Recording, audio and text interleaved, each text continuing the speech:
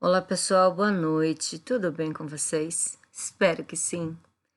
Pessoal, hoje nós vamos falar sobre a história de Dois Córregos, história da nossa cidade.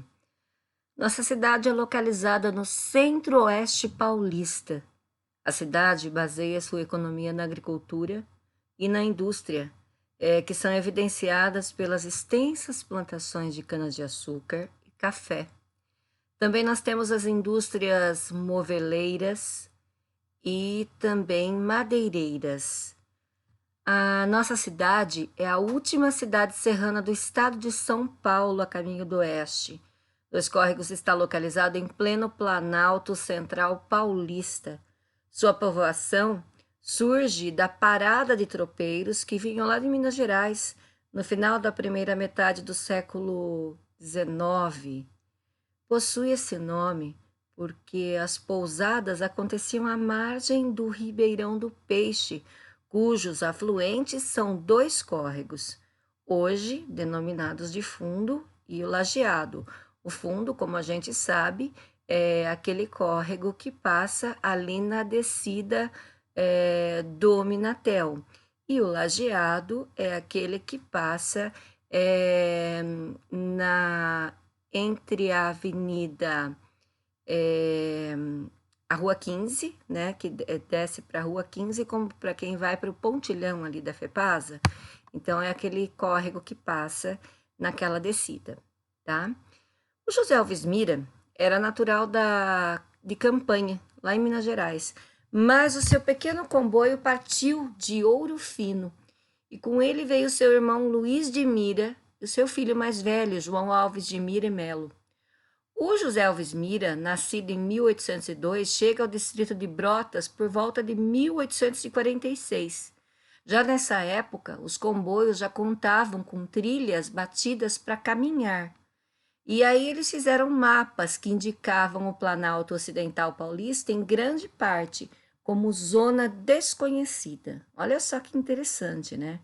Quando sequer Bauru existia ainda, Dois Córregos já passava a fazer parte desse quadro. Desse modo, o José Alves Mira, que aqui teria terras disponíveis, achou, né, que aqui teria terras disponíveis e certamente chegou informado sobre as condições da região. Ele passa pela povoação de Brotas, segue até atingir as terras da Queixada, que é um dos nossos bairros aqui de Dois Córregos, e se instala ali. A chegada dos novos comboios de mineiros, né, a tomar as terras periféricas e o consequente aumento da população torna-se necessária a construção de uma capela, principalmente porque a capela de Brotas ficava muito distante, tendo nada menos o rio Jacaré-Pepira e a Serra de Brotas para separar. Então, em 1856, José Alves Mira e Mariano Lopes, que são proprietários da fazenda do Rio do Peixe, resolvem doar 20 alqueires de terra da mencionada fazenda sob a invocação do Divino Espírito Santo, onde seria o local onde hoje se acha a cidade de Dois Córregos. Tem uma coisa interessante que é, conforme depoimentos, o José Alves Mira soltou um carro de boi carregado de madeiras na descida da Estrada do Prata, acima da margem direita do Rio do Quinca, com a condição de construir a capela no local onde o carro de boi parasse. O carro de boi parou atrás do local onde hoje se ergue a Igreja Matriz do Divino Espírito Santo. E lá em 4 de fevereiro de 1856 foi inaugurada a capela feita de barro e coberta de sapé. Foram depois esquadrados os quarteirões para o início da população urbana. A estrada de ferro, a estação de Dois Córregos foi construída pela Companhia Rio Claro e foi inaugurada em 7 de setembro de 1886, sendo que seu prédio iniciava próximo ao local onde atualmente se localiza a Cancela, no final da Avenida Joaquim Pereira. Esse prédio prolongava-se até onde hoje se situa a atual estação, sendo que a última foi construída pela Companhia Paulista no ano de 1912. Com a chegada dos trilhos, a navegação comercial através do rio Tietê foi praticamente abandonada. abrindo-se então intercâmbios mais frequentes com os municípios vizinhos servidos pela via férrea e com a própria capital. Os trens tinham máquina a vapor, movidas pelo carvão mineral importado da Inglaterra. Uma viagem até São Paulo demorava cerca de 11 horas, e a estrada de ferro propiciava a fundação do primeiro jornal da cidade, lá em 1886, que se chamava Correio dos Córregos. Retrato do fim do século XIX e início do século XX tem como até 1888 as ruas da cidade que não tinham nome oficial. Como curiosidade, né? Somente na sessão da Câmara, realizada em 3 de abril de 1888, as ruas passavam a ter nome. Podemos citar, por exemplo, a Rua do Comércio, que é hoje a 15 de novembro, a Rua da Direita, atual 13 de maio, a Rua da Estação, hoje nomeada 4 de fevereiro, a Rua do Norte, ultimamente chamada de Rua João de Oliveira Simões. Então, Dois Córregos tem uma história bem inusitada.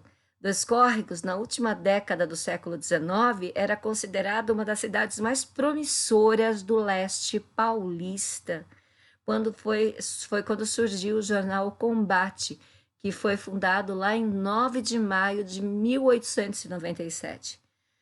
Durante a epidemia de febre amarela em 1896 e 1897, portanto, 2 anos aí de epidemia de febre amarela, os cofres municipais estavam esgotados, mas mesmo assim houve a construção dos chiqueiros de porcos no matadouro de Mineiros. Com a ajuda de Dois Córregos, Mineiros conseguiu sua emancipação e já em 1898 havia se tornado um município.